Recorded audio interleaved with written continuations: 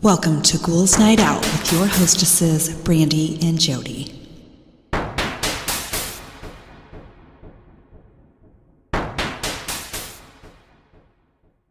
Hello, beautiful ghouls. Welcome. This is Brandy. I'm here with my sister, Jody. Hello. So I have another comedian's favorite joke, and this one is from Jason Alexander. Okay. So George from Seinfeld. Mm-hmm. It says, two pirates, Morty and Sol, meet in a bar. Sol has a patch over one eye, a hook for a hand, and a wooden peg leg. Ye gads, matey, says Morty. What happened to you? Sol says, me pirate ship was attacked, and a lucky shot lopped off me leg, so I got me a wooden peg. And your hand? Asked Marty. When me ship sank, a shark bit me hand off, so now I got me a hook. Okay, and what's with the eye patch? I was standing on a dock, and the biggest seagull I ever saw poops right in my eye. But you don't go blind from no seagull poop. True, says Sol, but it was my first day with the hook.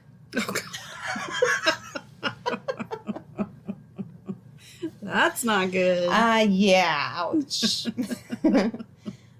Okay, and then I have some jaw-dropping facts. First one, before machinery was developed that made the knife-making process easier, knife grinders in France used to have to painstakingly grind the blades against sandstone wheels to sharpen them. These workers, known as yellow bellies, because of the yellow color of the dust from the grinder, would lay on their stomachs to work because it was found to be the best position to maintain control and it prevented back pain. The job required absolute precision because if the grinders lost control, the pressure of the wheel would shoot the sharp blade at their faces. Oh, nice. The workroom had to be kept freezing cold, so the men were encouraged to bring their dogs to lay on their legs to keep them warm while working. Okay. Weird. Next one, the Nathan's Hot Dog Eating Contest might now be a 4th of July tradition, but it allegedly began as a competition for immigrants to prove their dedication to America. The hot dog stand opened in 1916, which according to Nathan's was also the year of the competition that started it all. On the 4th of July, 4 Irish immigrants gathered at the stand to see who could eat the most hot dogs to prove their patriotism. While many are dubious of this claim, ESPN tells the story every year during their airing of the contest. The first officially sanctioned event was held on July 4th, 1972, and has been held every year since. That's interesting. It's interesting. That's so gross and American, though. It is. How many hot dogs can we shove in our face? So gross. Okay, next one. While many consider The Wizard of Oz to be the first Technicolor film, The Toll of the Sea, which was filmed in Technicolor, made its debut 17 years before Dorothy and the gang followed the Yellow Brick Road. Wow. The Toll of the Sea starred Anna May Wong, a 17-year-old Chinese-American, and marked the first time an Asian actor received top billing in a Hollywood production. Wong went down in history as the first Chinese-American movie star. Her career spanned film, TV, and radio. Interesting. Yeah. In 1930, a crew rotated the Indiana Bell Telephone Company headquarters by 90 degrees while the employees continued working inside. The crews shifted the building 15 inches an hour using mostly hand-operated jacks. The entire process ultimately took about a month to complete. Inside the building, everything remained business as usual. All 600 employees still came to work, and there was no interruption to gas, heat, electricity, water, sewage, or telephone service. Shifting the headquarters allowed the company to build a second building to accommodate for the growing business. Wow. That is crazy. I wouldn't want to be in a building that's Hell people are moving. No. Be They're like, oh, it's fine. You don't pay me enough for that shit. You just stay at your desk. It's fine. It's fine. Oh, God. That was in Indiana, too. Oh, figures. Holy shit. Next one, after Prohibition, members of the mafia and other organized crime groups turned to plastic surgery to remove their fingerprints and change recognizable elements of their faces in order to evade arrest. In the 1930s, Joseph Moran traveled around the world removing fingerprints and repairing bullet wounds so the mobsters could avoid hospitals. This turned out poorly for Moran. After bragging about his new gig, his body was found washed up on shore in Ontario with his hands and feet chopped off. We don't need you, fucker. Holy shit. Other mobsters DIY'd the surgeries using hydrochloric acid to scrape their prints. Some even turned to mutilating their fingers. These attempts often did not work. In some instances, the outer ridges of the fingerprints remained, while in other cases, the procedures didn't go deep enough to fully destroy all the print's layers. These partial prints are often enough to still identify the criminals. What people will do. Mm-hmm.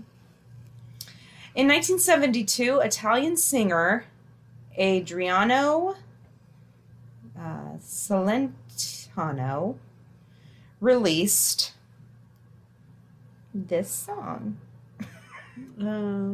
It's a really long word. Okay. Prison colon and sin and kusel. Okay. The song is complete gibberish. You don't say. With completely improvised lyrics meant to mimic the way English sounds to non-native English speakers. While the song didn't make much of a splash at first, Celentano performed it several years later on an Italian TV show, and the song quickly shot to the top of the charts. Celentano wanted to test a theory he had that Italians would love any song that sounded like English, even if it had no meaning at all. Oh my gosh. Some even consider this song one of the first rap songs ever released. That is hilarious. I really want to hear it now. I should have looked that up. Turns out the Academy can be a pretty harsh crowd. The process for choosing the best nominees for Best Documentary was formatted a bit differently than most of the show's procedures up until the mid-90s. Academy members volunteered to be on the documentary nominating committee and gathered in a theater armed with flashlights. Each movie was given 15 minutes to dazzle the audience. At the 15-minute mark, if the viewer wasn't enjoying the film, they turned their flashlight on and shined it at the screen. If the majority of the lights went on, they moved on to the next movie. Speaking of that, did you see what happened with Will Smith and Chris Rock? I did not see it. I refuse to take part in anything celebrity anymore. I think it's all fake and stupid, and they're, like, pathetic. Well, did you hear about what happened? I heard about it, yes. Well, I watched the video. Yeah? It was not fake. What do you mean, like the slap itself? Yeah. Okay, well, I believe... the whole thing. It was so hard to watch. Was it really? Well, it's because it's how Chris Rock reacted afterwards. Because he was so shocked, he couldn't even get a sentence out right. Oh my God. Yeah, it was like, he was like so discombobulated. I still think that it was planned in some way, shape, or form. I don't. I think Will Smith planned it or something, because... Well, Chris Rock wasn't in on it if he did. I believe that. Yeah. I believe that. Like, Chris Rock was totally surprised about it. I don't think it was, because what happened is Chris Rock made a joke about Jada. Right. Okay? Yeah. And it showed Will Smith, he's laughing at the joke. Okay. He turns over, looks at his wife, because his wife did not like the joke. Yeah. So he thought it was funny until he turned and saw her face. That's when he totally flipped. Really? Yeah. Maybe I should watch it. You should watch it. And it's hard to find, Because a lot of it is just The slap itself. Yeah, they show. Yeah. So you got to find one where it's at the very beginning when he first starts talking about the joke or whatever. Maybe we can find it after we're done. Yeah, but I probably will not watch anything that has to do with Will Smith. I know, I won't for either. that, because what the fuck? Yeah, I need to watch it because, well, like because like I said, I didn't go out of my way at all. I don't watch the Oscars. Yeah. It was Sunday night, and for some reason, I could not sleep. Oh, so you watched it like as it went on? No. Oh. It was way after. It was Oh. like, I don't know, midnight. I couldn't go to sleep. So I was watching TikTok. And I saw something about it on TikTok, and I was like, is this real? Because all it did was show like the slapping part. Yeah. I was like, is this real? So I get on regular internet and I'm looking it up. And yeah, it was. I was like, oh my gosh. Yeah, so obviously I heard about it, and I heard that Chris Rock made a joke about Jada Pinkett Smith, and obviously I heard about it, but I didn't like search for, I didn't care, but No, I don't usually either, but I've always liked Will Smith. yeah, I have too. And I was like, surely that's not, what happened. Well, that's what happened. Okay, anyway, go ahead. Okay. According to cybersecurity company Hive Systems, there's an algorithm that determines how long it would take a hacker to guess your password, combining the length and type of characters included to figure out exactly how long until your precious password is revealed. Changing all of the passwords to be 18 characters, considering it would allegedly take a hacker 438 trillion years to solve it. So, to be hacker proof, it has to be 18 characters? Changing all of my passwords to be 18 characters. So yeah, if it's 18 characters, it would be like, there's no way. Pretty much. I heard that if you do, like, instead of, like, words or part of words or whatever, the best thing to do is to do, like, a sentence. Oh, yeah. Well, yeah, that makes sense. Yeah. I don't do that. I don't either. I would never remember that. And not only that, now you have to have, letters, numbers, symbols, capitalized, not capitalized. It's like, dude, I know. I'm old. I can't remember all this shit. Okay, despite the fact that all 8 members of the Titanic's band died during the ship's 1912 sinking, Roger Brickhoy, a 21-year-old cello player, wasn't officially declared dead until the year 2000, 88 years after the tragedy. Brickhoy, who was French, was even called a war deserter after he failed to show up for service during World War I. The French Association of the Titanic was eventually able to clear Brickhoy's name. The musicians notably continued playing for as long as they could in order to keep passengers calm. It's been estimated that they played for 2 hours after the ship was struck by the iceberg. That's so crazy. They were like, oh, well, he didn't show up. Poor guy's dead. Right. He's a deserter. Well, yeah. I was busy. I was busy dying. Not breathing. Takes up all of your time. I was a popsicle.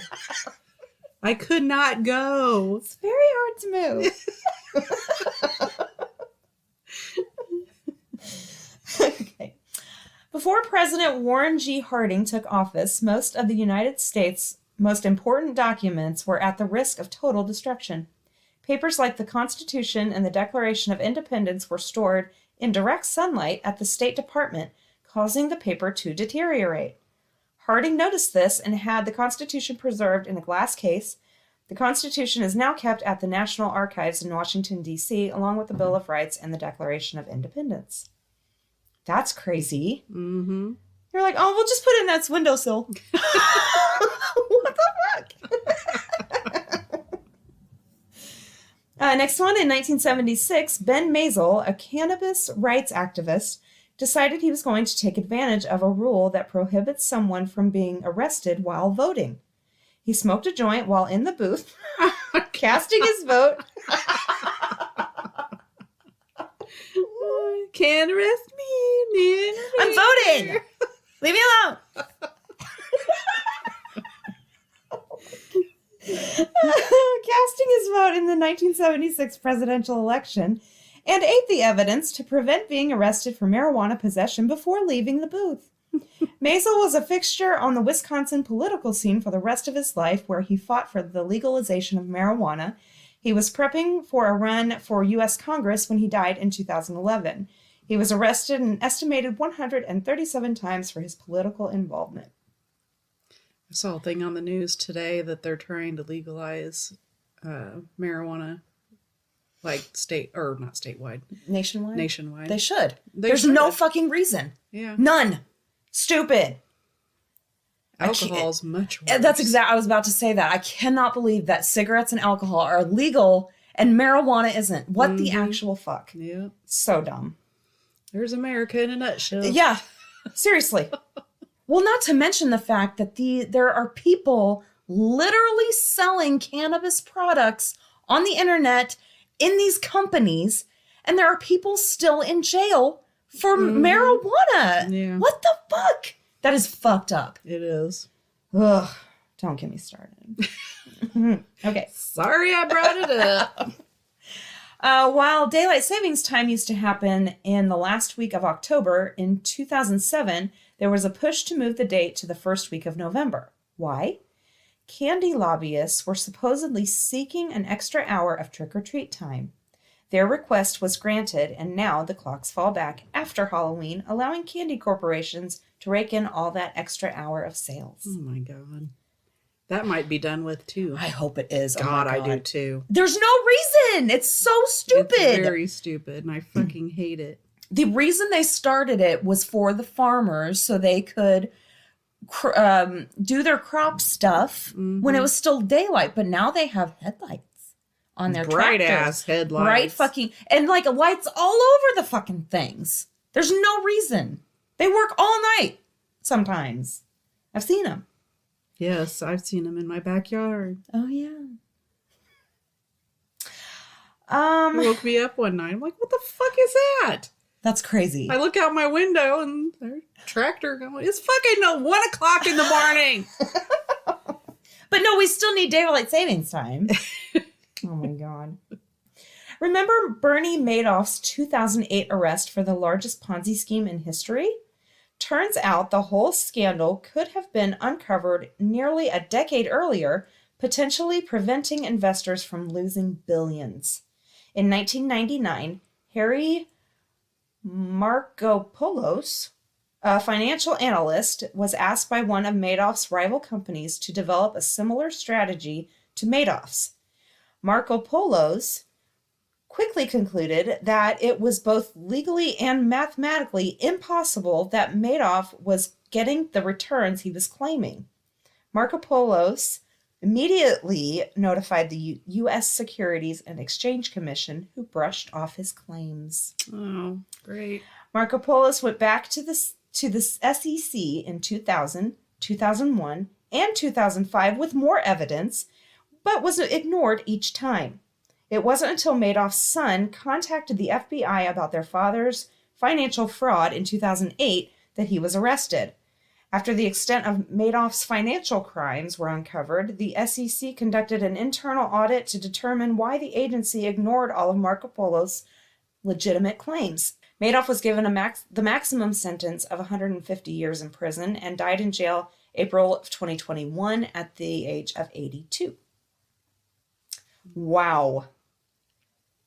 So Bernie Madoff had some friends. Mm-hmm. Next one, it's impossible to pinpoint exactly how old a sequoia tree is until it's cut down. Growth rings located in the cross sections of the tree's stump reveal exactly how old a sequoia is. The older trees get the closer the rings are. As the tree grows the fastest in the first 75 years of its life. Once a tree falls or is cut down, scientists can use the data gleaned from the rings to get an estimate of how old other trees are in the area. From these rings, it has been determined that sequoias often live for over 3,000 years, being the oldest on record, or with the oldest being on record, 3,210 years old, making the sequoia tree the oldest living thing on Earth. Wow. That is crazy. During the construction of Mount Rushmore, it was determined that there was room to add a fifth face to the monument. Soon after, a bill to include Susan B. Anthony was introduced to Congress in 1936. Rose Arnold Powell had been advocating for Anthony's inclusion for nearly a decade at this point, writing letters to then-President Calvin Coolidge and First Lady Eleanor Roosevelt. Roosevelt agreed with Powell and also lobbied for Anthony to be featured on the monument. Soon after the bill was introduced, another resolution passed that said funding would only be used for the carvings already in progress, effectively ruling out Anthony's inclusion. Bullshit! This will be my last one. Ethiopia is truly living on another timeline. The country follows their own calendar, which is rooted in biblical stories. The calendar is 7 years behind the traditional Gregorian calendar, based on the notion that Adam and Eve lived in the Garden of Eden for 7 years. Most of the world switched to the Gregorian calendar, created in 1582 by Pope Gregory XIII, I think. But Ethiopia was free of influences from the Roman Church and retained their own calendar. To this day, the century uses their 13-month calendar, the 13th month having only 5 days. Many Ethiopians use both calendar systems interchangeably. And I will have more of those next week. All right. I'm continuing my Skinwalker stories. All right.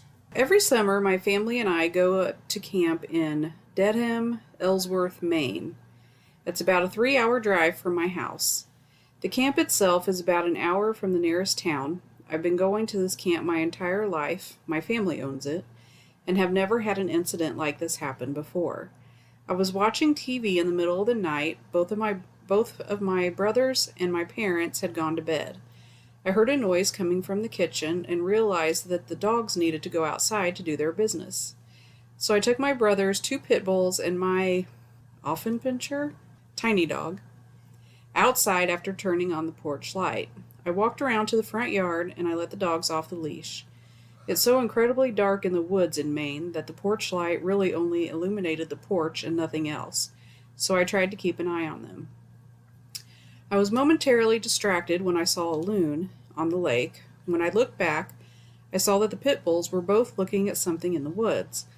I couldn't see what it was, but I assumed they'd seen a squirrel or a raccoon. It was then that I realized I didn't see Alfie anywhere. She's an awfully small dog and she's completely black. I called for her a few times and heard some soft whimpering right where the dogs had been looking earlier. I took a couple steps in that direction and called for her again, worried that she may have gotten her paw stuck between the rocks or gotten stuck in a snake hole. Suddenly, I felt something moving behind me. I whipped around and looked down, and it was Alfie. She'd been staying close to me the whole time, I just hadn't seen her. So naturally, I was thinking, if Alfie is here, what the fuck is in the woods? I took another step forward, and the pit bulls began to growl. They were slowly advancing and were now on either side of me, looking right into the blackness of the woods. I quickly picked up Alfie and began to back up, very slowly. I'm not sure what I thought was there, but there are lots of animals in Maine, and I figured the dogs knew better than I did, since I couldn't see anything. Right as I turned around, I heard the most absolutely bone-chilling thing I've ever heard in my life. Coming from the direction of the woods, I heard someone call Alfie's name. Oh, what? It sounded almost as if it was trying to mimic me, but it was just all wrong. The voice sounded really distorted, and it almost seemed to wail. I freaked the fuck out and ran inside with the dogs. I have no idea what was out there in the woods.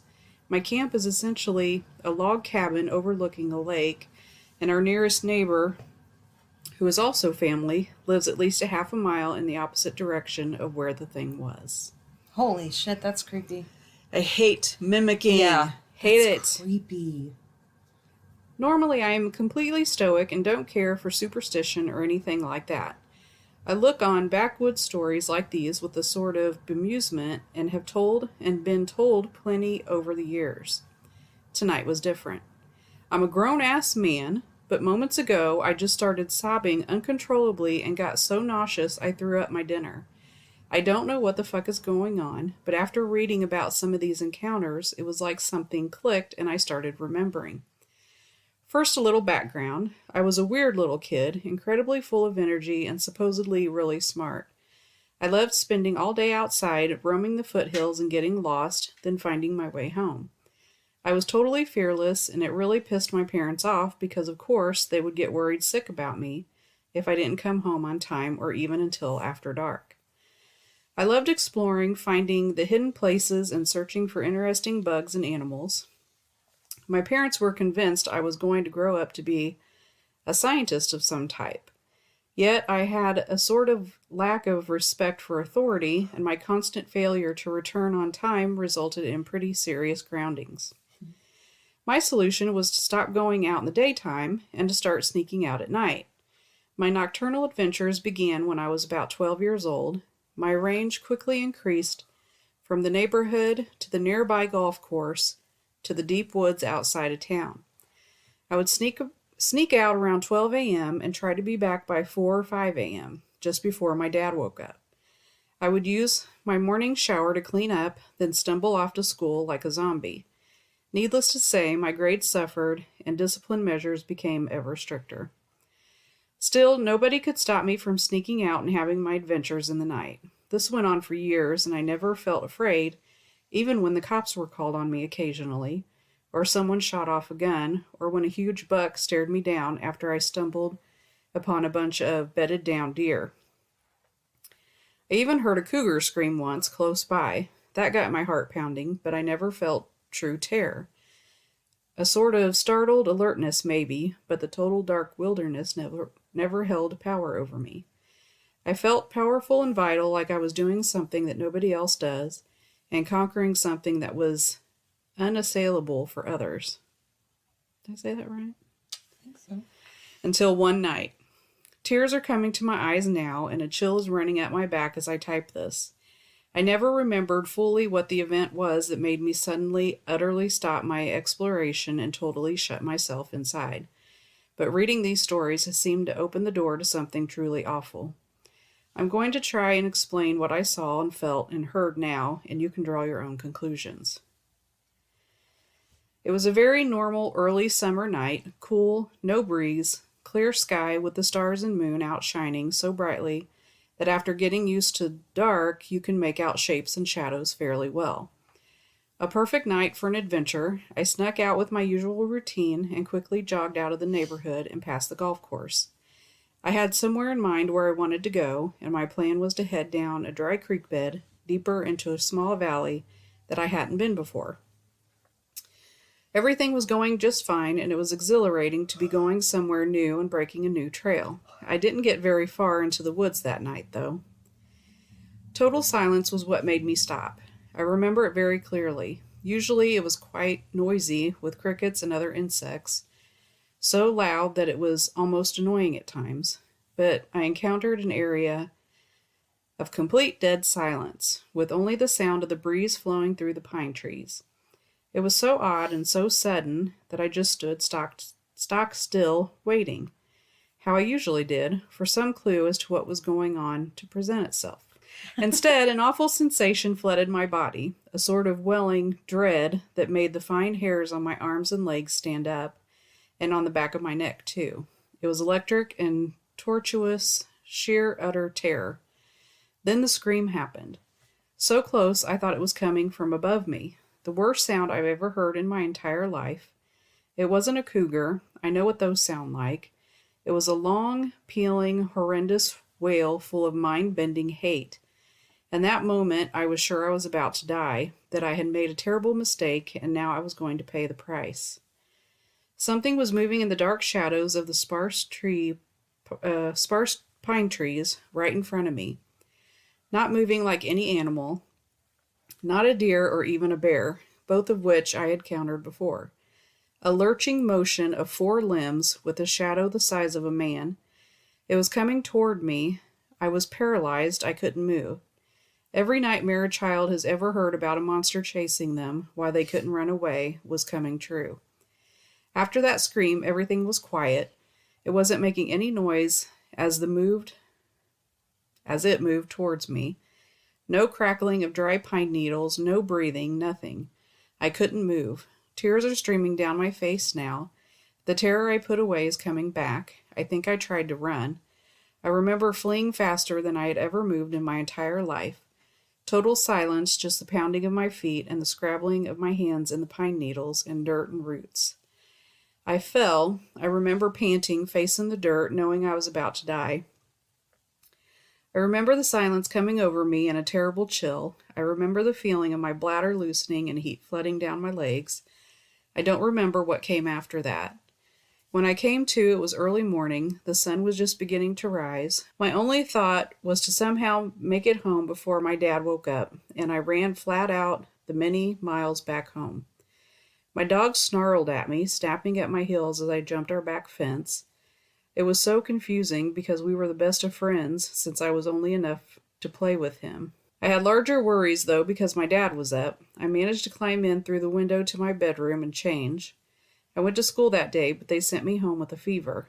I never explored at night again, and I was never the same. My dogs never acted the same around me again, either. I went for an almost too social, active young man to a complete and total social recluse almost overnight. I barely spoke for a very long time, and I almost failed to graduate high school. It was like nothing could ever matter to me ever again. I don't know what happened, but I know something happened. I'm sorry, it was very hard to write this with any coherency, because recalling this completely is making me nearly break down again. Till tonight, I hadn't cried in almost a decade, and that was when I buried those dogs I mentioned, when they had to be put down from old age and infirmity. I don't know what the fuck is going on, but I feel like it was important to share this. Weird. That's too many words. I hope I'm never so scared I pee myself. Oh my gosh, could you imagine being that scared? No. This is a true story, so it may be a little dull. I grew up in a town on the Gulf of Mexico. Our neighborhood was next to a huge field. On the other side of the field, the Gulf itself. Not extremely relevant, just for setting. My childhood home was laid out where my bedroom and my parents' bedroom were on opposite sides of the living room, which is where the front door was. I normally stayed up late, much later than my parents. They didn't mind much, as I didn't get into much trouble just playing video games all night. I had fallen asleep playing Super Mario RPG on SNES, mid-battle and all, when I woke up to my dad calling me into the living room. So I got up, walked out of my room. Every light in the house was off. I called out, "Dad?" He called me again from the living room. I don't recall the exact verbiage used, but he called me by name and was calling me to him. The living room was completely empty, with not a single light on. I stood there, my eyes peering around the room, which was dimly lit from a nearby street light seeping through the blinds. "Dad?" Again he calls out to me. This time, though, his voice came from beyond the front door. In retrospect, of course, something was wrong. But as a young boy being called to in the middle of the night by their father's voice, the first thing I thought was that he obviously needed my help for some reason. I approached the front door slowly, very slowly, partially out of confusion, partially out of grogginess. As I approached, my dad called to me again, then again, and again. Each call beckoned in a friendly but urgent tone.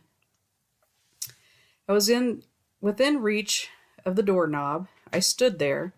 At this point, I felt something was a little off. Maybe I was sleepwalking, or caught in some vapor of sleep or something. I paused for a few seconds to really drink in my surroundings, feel my environment. This gave me time to truly take in the details. I was perceptive. I was awake. There was no mistaking it. Dad? Silence. Dad? Then I heard him once more, stern this time, like he was when I was in trouble. Wadnu, get out here, now. Oh shit, it's serious, I think to myself. I reach for the door. Wadnu, what are you doing? It was my mother, right behind me. Her voice, in contrast to everything I was feeling in that moment, fucking terrified me. It was the most startled I had been in my life, but that record wouldn't last long. Dad's outside calling me. I think he needs me, was my reply to her inquiry. Dad's in the bedroom asleep. Were you dreaming it? This phrase is one of my most vivid memories. Just thinking about it has me covered in chills. Record shattered.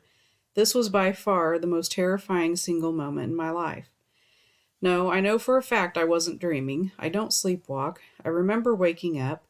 I remember it very clearly because I had fallen asleep during a battle in Super Mario RPG, and when I woke back up, Mallow was the only person left standing in my party. And then, right after that, was when I had first heard something luring me outside. Maybe that's what woke me up in the first place. The active fear didn't last long, surprisingly. I had no idea what could have been out there. The thought of what it could have been depressed me. I had no response to the bombshell my mother had just dropped on me. I was emotionally exhausted by fear. You know that sickly, exhausted feeling you get when you receive absolutely terrible news.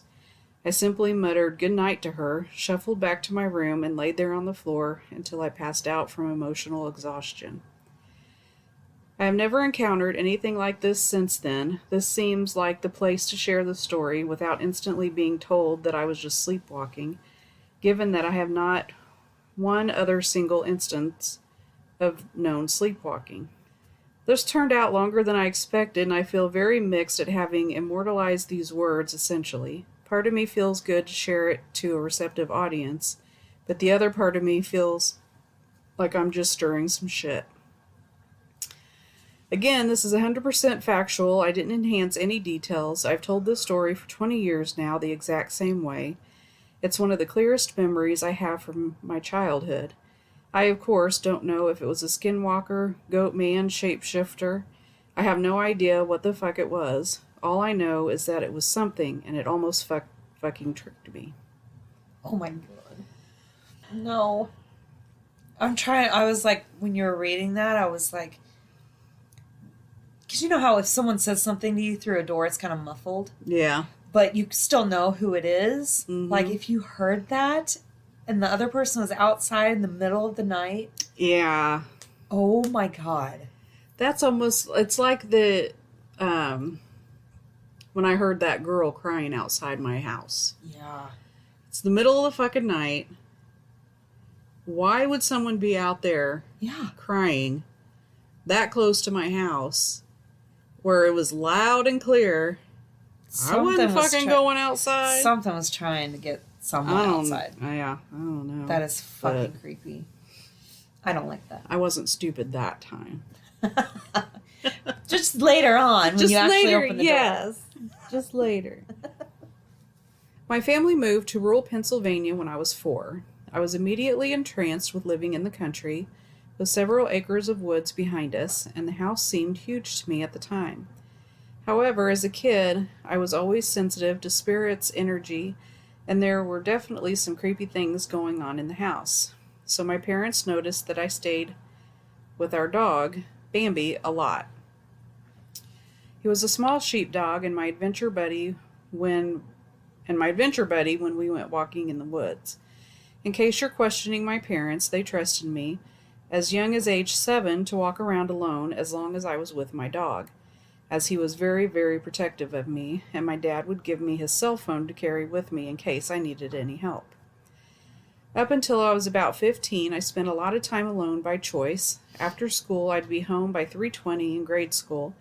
I'd eat lunch and immediately take Bambi out to the woods, and we'd explore the surrounding forests and fields and meadows and ponds together. He was always right by my side, and he seemed really attuned to spiritual stuff too. Example, if I felt something was in the house, he'd bark at it or whine, or I'd watch him follow it around. Usually he'd pick up on the presence of something at the same time that I would. Anyway, from my backyard to the left, there was a small strip of trees, and in the fall and winter, when the branches are bare, you can see the field next door, which is about 300 yards from my house itself. There's a big plane shed up there and a kind of runway where my neighbor would fly his biplanes. What's kind of important to the story is that I have no neighbors for a mile in every direction. It was pretty rare to see any kind of people on the surrounding properties unless it was my neighbor haying the fields in the summer. But one day in early fall, I had been tromping through the woods with Bambi for several hours. I let him run off leash most of the time, but he would only run ahead about 20 feet and keep turning around to check that I was still there. If I lost sight of him, he'd retrace his steps and find me again. That day I got caught up in whittling something, so Bambi ran off a little bit, and I suddenly realized I was alone. Suddenly there was a lot of crashing deeper in the woods, and I heard Bambi's alarm bark, and a lot of yelping and then some screeching. Raccoons and gophers make really fucking scary distress sounds, so I figured that was it. So I called Bambi, and he popped out of some brush covered in pickers, and since I was spooked, I ran right back home with him. Right as I got to the back door, I stopped to catch my breath, and Bambi and I were just standing there when I spotted someone standing on the very edge of the runway. It ran along the higher end of the field, and then there was a steep drop off the edge of the hill at the very end of it. They didn't appear to be wearing anything distinctive, but even in the dusk I could see that they appeared completely black, or everything about them was very shadowy and dark. This is the part that gives me shivers now. They were standing facing off the runway, and then I saw them hunch over, then slowly raise their head and yell, "Bambi!" in the same high voice I would use to call him. They had the same vocal inflection as me, too, but it sounded like they were trying really hard to sound like me. Next to me, Bambi tucked his tail under, lowered his head, and growled softly. They called again, but this time it sounded like they were losing their voice, as if they had been calling for a while. In my 8-year-old logic, I assumed that someone was trying to steal my dog, but why would they stand in the middle of the field and be obvious about it? When I told my parents about it that night, they just dismissed my story. The next day I went to my cousin's house 2 miles up the road, and my uncle told me about an animal he saw the night before that he was trying to identify. He said it looked like an emaciated cow sprinting across the bridge over the creek, which is about 300 yards from the runway. And also, since then, anyone who's been at my house has always been uneasy around the creek and the plane shed runway, whether or not they're interested at all in the paranormal. I know that a lot of death happens in nature, but I've also found several goats ripped up in the field. The nearest house with any amount of goats or farm animals is nearly 4 miles away, and a lot of unexplained things have happened up there. Ooh. Creepy. That is creepy. And this is my last one for tonight. Okay. My family and I spent close to a decade on the Navajo reservation of northern Arizona. Perhaps that is where my love of the paranormal began. There is some kind of tangible magic amongst a group of people connected to the earth in a way I feel the majority of white folk have forgotten. Spending my formative years amongst the Navajo, Hopi, and Apache, I found a respect for the older ways, for the importance of legend in our everyday lives, and why having a clan and tribe meant something I, as a white child, could appreciate, but never truly understand. The story I tell you is not out of a desire to get a reaction, but to share a beautiful experience and perhaps provoke a respect for what we so casually label as monsters. I grew up in an incredibly abusive home. My mother was a wreck. My guardian, grandmother, worked for the tribal school system, and when she was actually home, which was rare, she was either berating us or beating us to the point of blisters, bruises, and welts. Life within our home was rough. As a result, we 7 children didn't spend much time at home. The others got into trouble, provoking gangs, experimenting with drugs, or throwing themselves into sports to get away as much as possible. I didn't do any of these things. I made friends with every child I met. Their families welcomed me in. I wandered from home to home until dark. Some of the elderly people of the tiny town seemed to take me in, telling me stories and teaching me the language, which was still somewhat common in those days. Some parents snuck me into council meetings, and though I was very young, 4 years old, I distinctly remember the council members smiling as they told the parents they couldn't have me there for fear of angering others, and the older children taking me down to a creek nearby to play. My time on the reservation is still a fond memory for me. I was taken care of and loved there.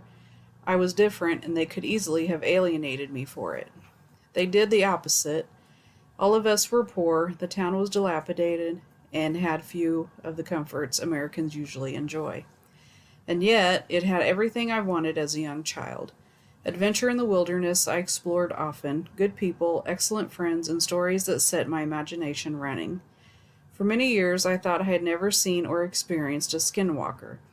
Now I realize I have, only it didn't frighten me as it did my brothers. It watched me. My brother spoke of being threatened by peers with skinwalkers just waiting for a reason to chase us off their land. One of my brothers came home late one night to find a coyote on its hind legs staring into our kitchen, its paws on the doorknob.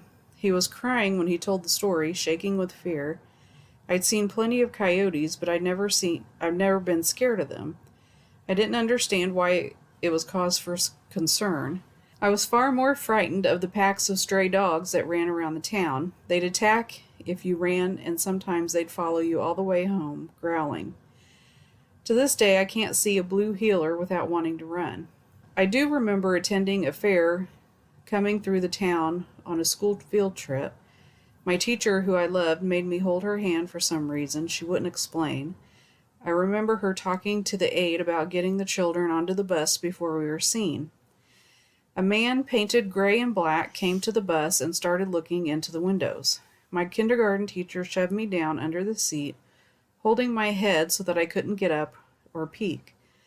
I still remember the other kids laughing, my teacher looking at me, and there was no humor in her face as she yelled at the man to leave. She looked frightened.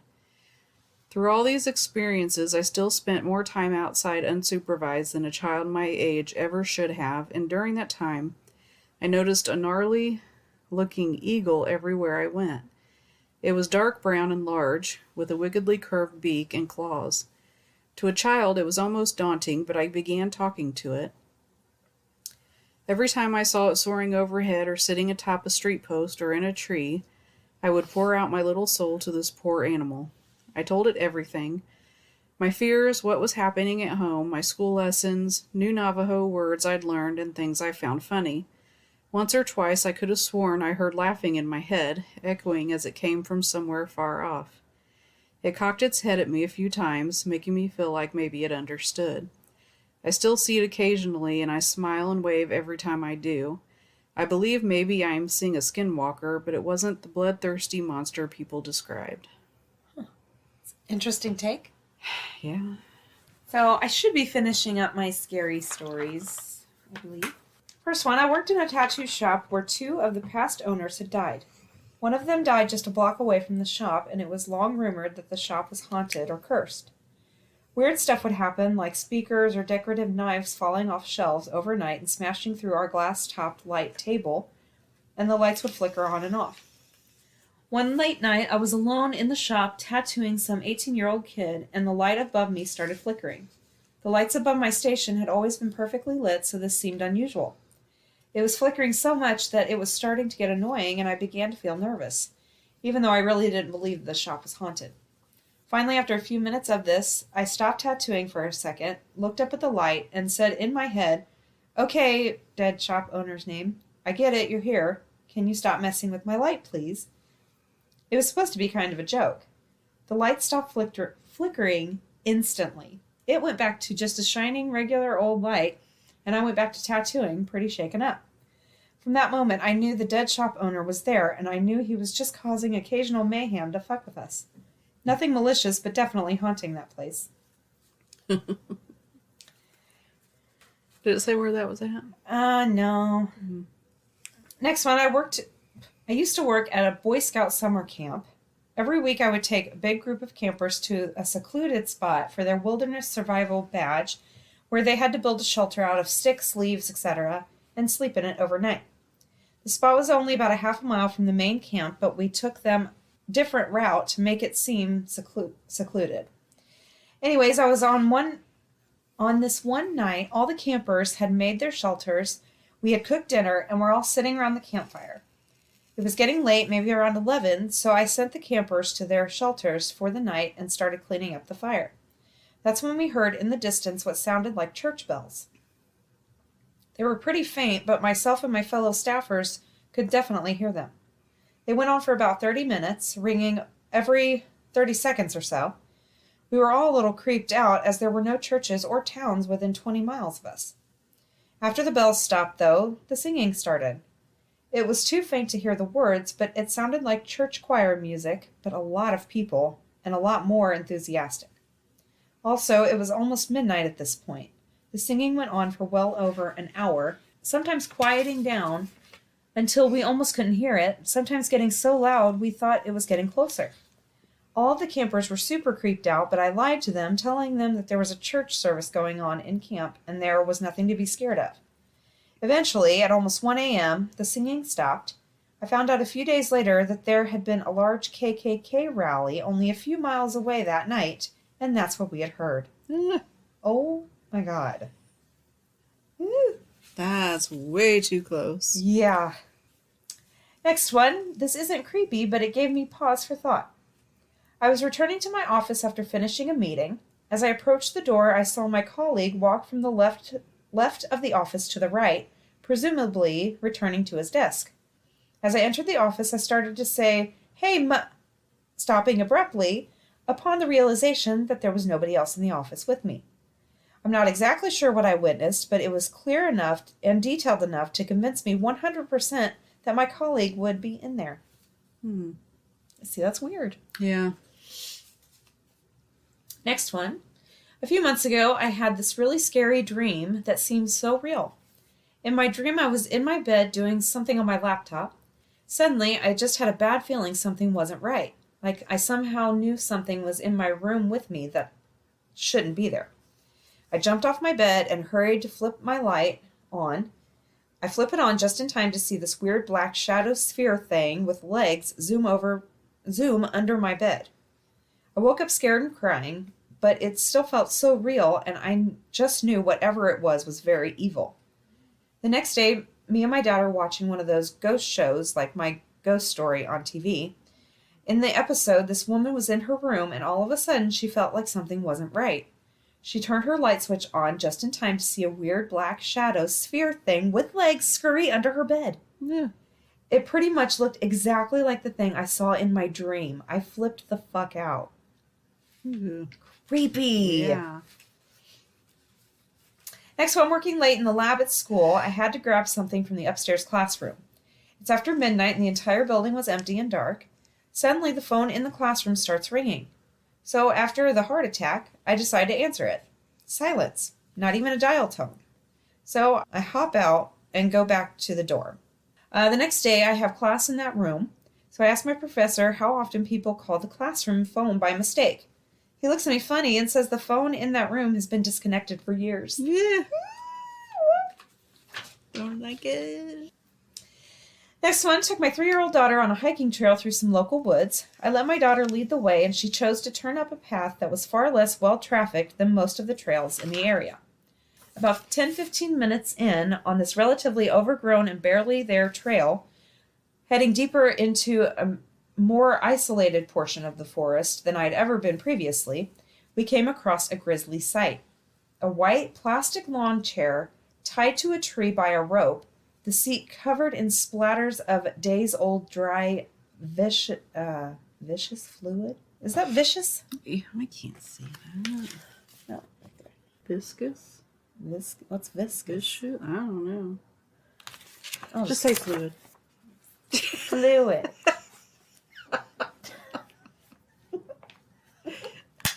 Okay, that's gross, but I don't. Whatever. Okay, next one. I was working with a young client with childhood onset schizophrenia. This individual was a harm to themselves and others. My back was to the window in the office when they started screaming, "The man in the black is here. He followed me. No!" So as I'm trying to calm them down, they start to sob. "He's at the window. I can hear him. He says he wants to hurt you. He will come in here and take your skin off. He wants you dead." I'm trying to calm them down, moving through the plan we had when they were overcome by their hallucinations. Then I hear tapping on the window. There is an enormous black crow in the window, tapping on the glass extremely hard with its beak. The bird is just staring at me. It would tap, bringing its head back and slamming its beak into the glass, then staring over and over again. I got the client calmed down and we ended. The bird was still there. We leave the office. The bird was still there when I come back. Next client comes in. Bird was still there. That bird sat at my window another 4 hours, staring and tapping. Oh my gosh. What the fuck? I got chills. That would drive me nuts. Well, yeah, but like, just all that with the schizophrenic patient and oh no. I'd be like, okay, just cancel everything. I'm going home. I need a me day, a personal day. Next one, I don't know if this counts because I was too young to actually remember this happening. But one day when I was in elementary school, my mom picked my brother and I up from school and we stopped to play at a local park on our way home. We ended up leaving early because there was a sketchy truck parked there, not in the parking lot. And my mom was a little uneasy about it. Later that night, my mom was getting ready for bed and screamed because there was a guy peering through her bedroom window. My dad ran outside, but the guy was gone already. A month or so later, we were watching America's Most Wanted, and my mom recognized one of the guys as the guy who had been peering through her window. Oh my God. His truck was identical to the sketchy truck she had seen at the park. He had murdered his girlfriend's parents. Girlfriend and brother were stabbed, but survived. Holy shit. Next one, almost every night, my TV turns on by itself at some point between 3 and 5 a.m. I used to think that maybe it was one of my cats who walked across the remote, but I've tried hiding the remote, putting it in places where they couldn't get to it, and it still happens. Now I just turn the sound all the way down before I go to bed, and the TV will still get turned on, but at least I won't be woken up by it. I'm sure there's some reasonable explanation for it, but I rather like the idea of having a benign ghost who likes late-night TV living in my tiny apartment with me. But Conan's on! Next one, I had a customer come into my work wearing a trench coat and a Ushaka type hat. You know what that is? Do not. Okay. Looked to have something strapped to his shirt under the coat with duct tape. He left. I messaged my wife about how creepy he was and that I thought he had a bomb on his chest. He came back 15 minutes later and thanked me for being polite and started talking about religion and Obama being the Antichrist. Turns out he was on his way to shoot up a Planned Parenthood and managed to kill 3 people. Holy shit. Oh my God. About 3 weeks ago, my old roommate and I were just hanging out in our living room watching a show or something in the middle of the day when all of a sudden, for like a split second, everything went pitch black. Like everything. It was not a power outage. Our TV remained on and there were no blinking clocks. It was more of the universe turned off for a half a second. As if this utterly unparalleled experience wasn't enough on its own, my roommate looked over at me right after it happened and said, "Did you see that?" Matrix redid something. I don't like it. Next one. When I was about 10, something really weird happened to my family. We were all asleep as usual, and I slept in the same room as my brother, my mom with my father, and younger brother. In the middle of the night, the safe in my parents' room starts going off as if someone was playing with it. My parents didn't think much about it, went back to bed. Right as they did that, my brother's toys, the ones that had those children's songs, started playing music without anyone touching it. They were a little freaked out, but it went away after a few minutes, so they went back to bed. However, in the morning, when my mom brought my brother to the shower, she saw a red handprint on his back that was too big to be hers and too small to be my father's. I saw the handprint, and it looked as though someone had slapped my brother, but nobody did, and he slept quite well. My mom called her family and told her grandparents about it. After a few phone calls, we found out that my paternal grandma had died that night while we were asleep.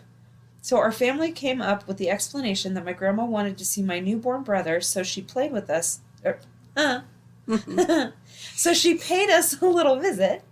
My family is a bit superstitious, but apparently it's normal for South Europeans. I'm still unable to explain that, and it still is a little scary to think about. That's weird. That is weird. When I was young, we used to live in a house that we didn't know was haunted at the time. There were many things that I remember happening, but the one that freaked me out was when my sisters said that whenever they tried to look for me, they always found me in my mom and dad's closet with the door closed.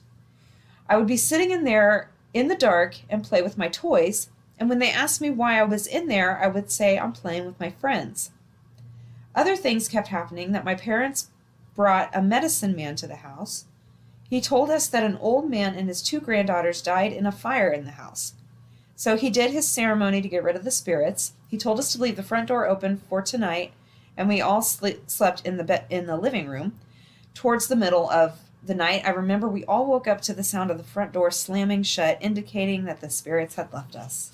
Ooh. Creepy. Okay. I could not sleep with my front door open. Fuck no.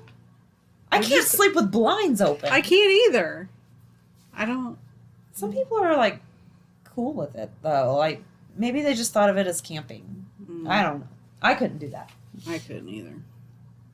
Anything could walk in. I know. A bird could fly in. Mice and stray dogs. No. Like, yeah, no. No, thank you. Okay, my father's story. One day he was cooking for the family. The living room and kitchen is one room where in the middle of it there is a corridor that leads to our bedrooms. As he was cooking, he turned around and saw this really tall, thin person running from our living room through the corridor. My father, as a man of science, does not believe in the paranormal, but this got him. He went to check every bedroom just to be sure about it. That is the part that terrifies me. Next one, I was waiting at my nan's house alone for a couple hours, and it was all fine and dandy. I was sat on the armchair near the door of the living room, and I hear my sister clearly call my name in an annoyed way, but she wasn't in the house. My heart started beating like crazy, and then when she did come in the house, about 40 minutes later, she just laughed at me. I still don't know what it was or if my mind was playing tricks on me, but it was very creepy. Mimicking. What is that? I don't know. It's creepy as fuck. That's what it is. And this is my last one. She was in the process of purchasing... Oh, this happened to an old co-worker. Okay. She was in the process of purchasing a new home. Her and her family would visit the developing home every weekend just to see the progress of the house. A few weeks passed where life got busy and they couldn't visit. Her 3-year-old daughter came up to her one day and said, "Mommy, when are we going to the house again? I want to see my friend." She replied, "Oh, okay, sweetie, we were going there tomorrow, actually." And she said, "Yay," and ran off. My coworker thought that maybe she was talking about a neighborhood kid or something like that and didn't think much of it. They visit the house the following day, and on the way home, her daughter starts crying. "Mommy, I'm so sad I didn't see my friend." And she replied, "Oh, honey, don't worry. Maybe your friend will be there next weekend when we go." So my coworker prayed that night to basically bring her daughter comfort to make her forget about this friend, that or have her see whoever this is next weekend. Well, the next day, her daughter comes running into her room saying, "Mommy, Mommy, I'm so happy I saw my friend." She replied, "Oh, you did? Where did you see your friend?" Confused because she'd always talked about seeing her friend on the other side of town. "I saw her in the mirror," her daughter replied. No. "What?" my coworker said. "She said she loves me, but she can't see me anymore." My coworker asked, "What's your friend's name, and what does she look like?" Her daughter responded, "She's really pretty, long dark hair, and her name is Deanna." My coworker's heart sank. That was the name of her sister that died at birth. Oh, Oh my God. That's sad. it gave me chills. I know, me too. But why was she in the mirror? And why couldn't she see her anymore? And I don't know. there's so many questions. I don't like the mirror. I don't either. I did read, I don't remember. I think it was just like probably stories for, I was just reading some. And there was this one that was really short. And all it said was, I was shaving in the mirror one day, looking in the mirror, this guy shaving his face. And he said his reflection smiled at him. And now, like, he can't tell anyone because everyone's going to think he's crazy. And he is absolutely terrified of his reflection. Oh, my God. I know. And it was like, that was it. Like, he had to get it out. Couldn't tell anybody about it. Refuses to look in mirrors now. I don't like that. I know. It's crazy. Stupid. It's time for the witty wrap up. Yay, witty wrap up. I did funny tweet. Okay. I asked my 5-year-old why she was still awake, and she rolled her eyes and said, because my eyes are still open, and I think her transition to teen is complete. Brat. Yeah. That's funny.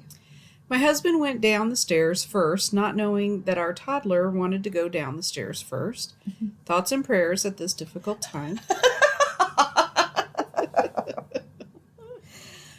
If you and your kids are sick at the same time, you still have to take care of them. I'm just finding this out. Yeah. You Yeah, don't get to be sick. No, you don't. Look, Dad, the star is glitching. We used to call that twinkling, but okay. Oh my God. That's like what I was talking about earlier. We're using terminology that doesn't make sense anymore, but it does. Yes. Oh my God. My 5-year-old lost her first tooth and wanted to bring her tooth fairy swag to school to flex on her friends. This included the white fairy dust, baking soda. So I sent my kid into preschool with a little bag of white powder for show and tell. Follow me for more parenting tips. Oh my God. Oh my God. That's hilarious. I wonder if it was in one of those little bitty plastic baggies. Or like one of just a sandwich bag, like tied in a knot. Oh my God. That would be hilarious. I just instructed my 4-year-old to be reasonable, so make sure you're following me for all the best parenting tips. There's a lot of parenting tips tonight. You haven't seen Encanto? Have you been living under a rock? A rock where there are no children? And can I visit for a week or two? I haven't seen that yet. What is it? I think it's it's like a cartoon or like a Disney movie, maybe? Something like that. I don't know. There are so many Disney movies that I haven't seen. And I'm like, where did this come from? Because my kids, they're old now, or older, Oh, I know. I used to watch cartoons and shit all the time. Oh, yeah. My toddler's plan for today is to throw snowballs at all the peoples. So I'm really looking forward to picking her up from daycare later. My 6-year-old asked, why are they called speed bumps if they slow you down? They should be called slow bumps. And it's seriously amazing how someone with a 10-second attention span is so insightful. Giving my birth date at the pharmacy, 9-year-old, Mom, were you born in the 1900s? Me, don't ever speak to me that way again. I remember saying that before I had kids. Because it was like 2000, and I'm like, oh my God, my kids are going to be like you. Were born last century? Yeah. Oh my God. Not even right. I knew my 5-year-old was growing up too fast when he tried to take his shoes off and said, I don't like bending down anymore. Wow, it's starting early on that. Yeah, really. Just wait till you can't bend over without Or you bend over and you can't breathe. Yeah. You're suffocating. Then you're going to be like, man, I wish I could bend over. I do that. You have to sit a certain way on the couch to get your shoes on. God. I'm teaching my kids to read to help them succeed in school. I'm teaching my kids to read because it's quality time spent together.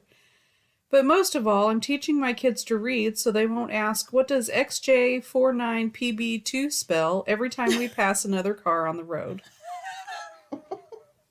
My 7-year-old ran into the wall and then told me that he's knocking down all the walls that stand in his way. What kind of inspirational bullshit has he been listening to? Just knock down those walls. Parenting tip. For a teething infant, call grandma and tell her to pick up the kid. She wanted grandchildren, right? It's time to play. Is my kid hugging me or cleaning his nose or both? Oh my God, I remember that. Oh my God. Now it's the dogs that wipe their nose on me. I have a teenager, a preteen, and a kindergartner, so no, you do not want me for your planning committee. Emptying my pockets before laundry, some tissues, a receipt. Thought my lip balm was in there. Emptying my kids' pockets, rocks, string, broken crayon, rocks, crushed crackers, rocks. Hey, my lip balm twisted all the way with no cap, rocks. Nice.